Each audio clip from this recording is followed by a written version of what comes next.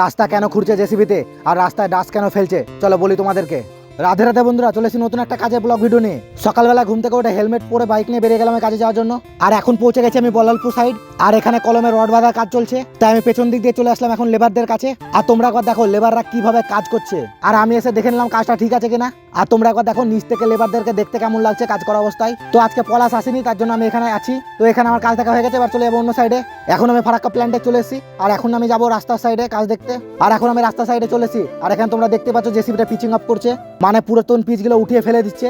এর উপরে নতুন করে পিচের রাস্তা হবে এখানে। আর এদিকে লেবাররা ভাঙা পিচের টুকরোগুলোকে উঠিয়ে সাইড করে রাখছে। আর তোমরা একবার বলো তো আমার বডি ফিটনেসটা কেমন লাগছে আগের থেকে। আর আজকে কাজ হচ্ছে ফারাক্কা হোলি ফ্যামিলি স্কুলের সামনেই। তারপর এখানে ডাস্ট ফেলে দিয়ে গেছে, যে পিচিং আপ গুলো হয়েছে পাথরগুলো জেগে আছে সেগুলো ডাস্ট দিয়ে ঢাকবে, তারপর রোলার করে দেবে ওগুলোতে সমান করার জন্য। তো ওরা এখানে পিচিং আপ করুক, আমি এবার চলে যাবো পাইপ লাইনের সাইডে। এখন আমি চলে এসেছি পাইপ লাইনের সাইডে। তোমরা দেখতে পাচ্ছ রাস্তা খুঁড়ে পাইপ ফেলে দিয়েছে। তো এখানে খুঁড়াটা কম হচ্ছে, তাই আমি যাচ্ছি জেসিবির কাছে বলতে এই খুঁড়াটা যেন ঠিকঠাক বেশি করে। আর এই যে আমরা পাইপ লাইনে কাজ করছি, লোকে বলে ভালো রাস্তা খুঁড়ে আমরা রেখে দিচ্ছি।